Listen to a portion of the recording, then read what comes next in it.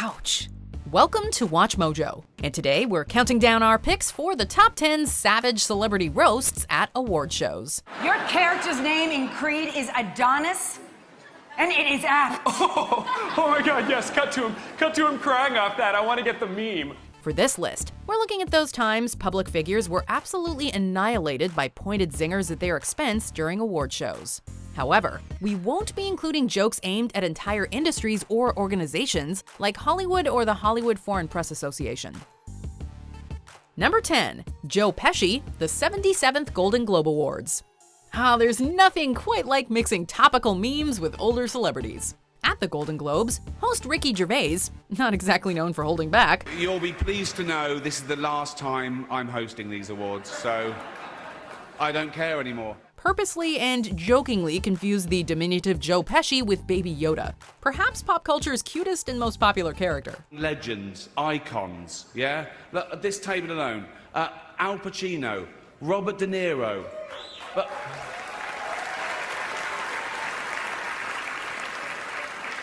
Baby Yoda. That's Joe Pesci, sorry. Now, there's nothing inherently wrong with Baby Yoda. We all love Baby Yoda. But when you're in your mid-70s and happen to be one of the most accomplished actors of the last half-century, that comparison's gotta sting. Then again, at least he wasn't called a fat pussy like James Corden. The world got to see James Corden as a fat pussy.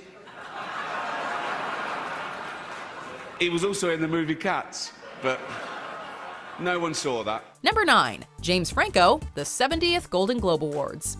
If you didn't watch the 2011 Academy Awards, then you missed one of the all-time greatest live TV fiascos. Seriously, that thing was a goldmine of cringe. And most of it stemmed from awkward and robotic co-host James Franco. Franco single-handedly ruined the entire night, while also making his co-host Anne Hathaway look bad. Luckily, she found some solace at the 2013 Golden Globes. The beautiful Anne Hathaway is here tonight.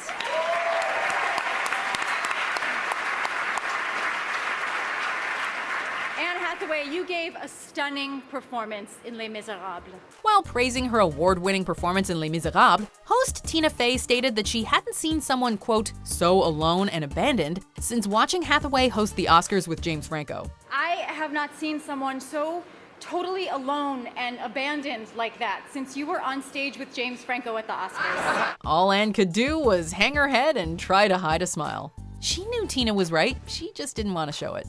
Number 8. Mark Burnett, the 68th Primetime Emmy Awards. Whether you love him, hate him, or somewhere in between, Donald Trump's presidency is historic, and both the issues and motivations behind his election will be studied for generations. The reasons are plentiful and cannot be aimed solely at one thing or person. But Jimmy Kimmel thinks we should target Mark Burnett. He's sitting right there. That's right, that guy. Mark Burnett. The man who brought us Celebrity Apprentice. Burnett is the sole creator of The Apprentice, the show that made Donald Trump a reality TV sensation and arguably helped lead to his election. Thanks to Mark Burnett, we don't have to watch reality shows anymore because we're living in one. Thank you, Mark. Kimmel singled out Mark Burnett at the 2016 Emmy Awards and directly blamed him for the Donald Trump phenomenon. After a lengthy rebuking, Kimmel claimed that Mark Burnett should be thrown over, quote, the wall if Donald Trump were to be elected. Well, we now know how that turned out. You sneaky little crumpet muncher, you. Who do you have lined up to fill the spot on the Supreme Court, Miley Cyrus or CeeLo? I'm going on the record right now. He's responsible. If Donald Trump gets elected and he builds that wall, the first person we're throwing over it is Mark Burnett. Number 7. Some famous Scientologists, the 68th Golden Globe Awards. Scientology is a touchy subject of discussion for many people. But then again, this is Ricky Gervais we're talking about here. The Golden Globes host referenced the movie I Love You, Philip Morris, in which straight actors Jim Carrey and Ewan McGregor portray gay characters. How did you do this? I know a guy. Took care of it. I'm gonna take care of everything. He then says, Also not nominated, I Love You, Philip Morris, Jim Carrey and Ewan McGregor, two heterosexual actors pretending to be gay. So the complete opposite of some famous Scientologists then. You can tell from Ricky's face that he was nervous about telling the joke, and for good reason. It elicited audible gasps, groans, and some boos from the audience. What? Probably. My lawyers helped me with the wording of that joke. We don't know who Gervais was referring to specifically, but we're sure you have your assumptions. Number 6, Roseanne Barr, the 70th Primetime Emmy Awards. The 2018 Emmys were not especially memorable from a comedy standpoint, but hosts Colin Jost and Michael Che came equipped with at least one certifiable zinger, and it came at the expense of Roseanne Barr. She's had a rough year. Yeah.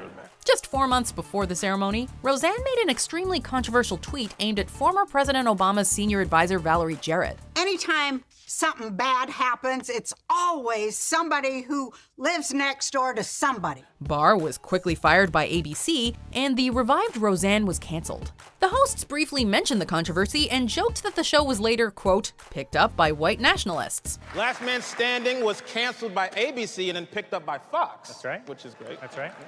And Roseanne was canceled by herself, but picked up by white nationalists. Oh. There's no denying that is a powerful burn.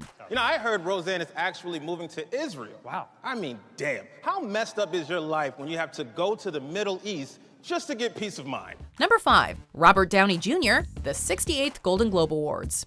Robert Downey Jr. had a comeback for the ages. He's one of the most beloved actors in Hollywood thanks primarily to his work in the Marvel Cinematic Universe. But things weren't looking so hot for the actor for quite a spell before that. And Ricky Gervais, yep, him again, isn't the type of comedian to forgive and forget. He's the star of Iron Man, Two Girls and a Guy, Wonder Boys.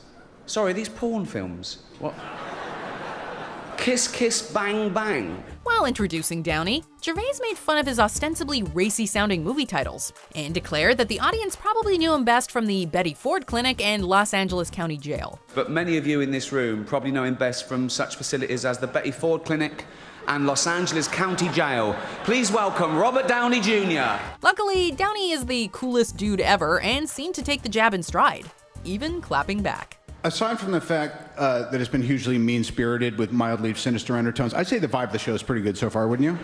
Number 4, James Cameron, the 70th Golden Globe Awards. James Cameron is one of the most creative and innovative directors of all time, but by most accounts, he is a real pain to work with. Many people have reported difficulties working with Cameron, calling out his intense temper, annoying perfectionism, enormous ego, and confrontational mannerisms. For 3 years, while making the most ambitious film ever, Cameron weathered rumors that he was a tyrant on the set and that he and his costly obsession were out of control. So, while praising Cameron's ex-wife, noted director Kathryn Bigelow, for her film Zero Dark 30, which delved into big issues like war and torture, Amy Poehler let loose with a brilliantly pointed barb about James Cameron, evoking an uproarious reaction from the audience. I haven't really been following the controversy over Zero Dark 30, but when it comes to torture, I trust the lady who spent 3 years married to James Cameron. Perhaps the best individual reaction was from Jessica Chastain, who was quite visibly and hilariously shocked by the comparison.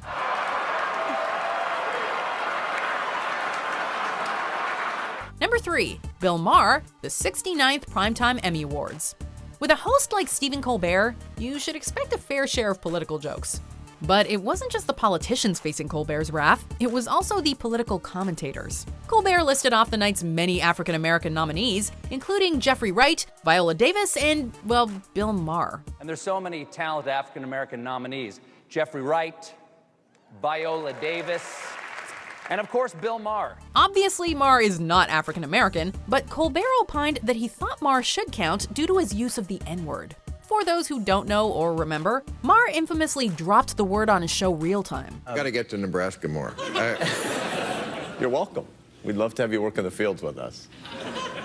Work in the fields? That's part of that. The audience reacted favorably to Colbert's joke, but the funniest reaction came from Anthony Anderson, whose cackling was very hearty.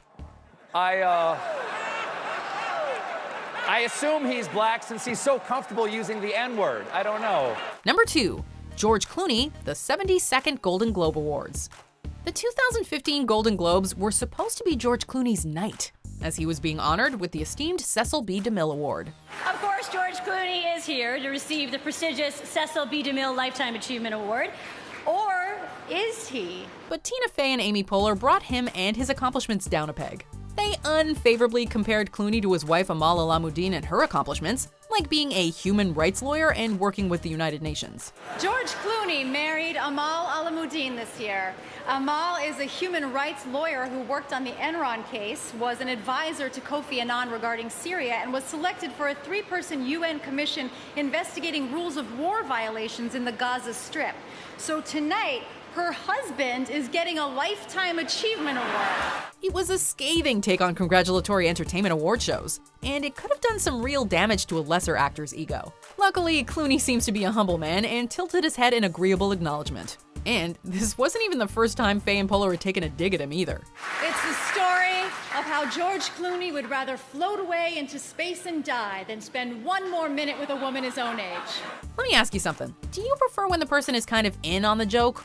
Or do you like it when they're roasted and really deserve it? Well, we'll let you make up your own mind about number 1, but before we cringe at the most savage celebrity roast at an award show, let's look at some brutal honorable mentions. Without a host, who would sit behind a desk and pretend to be interested in Jason Bateman's vacation stories?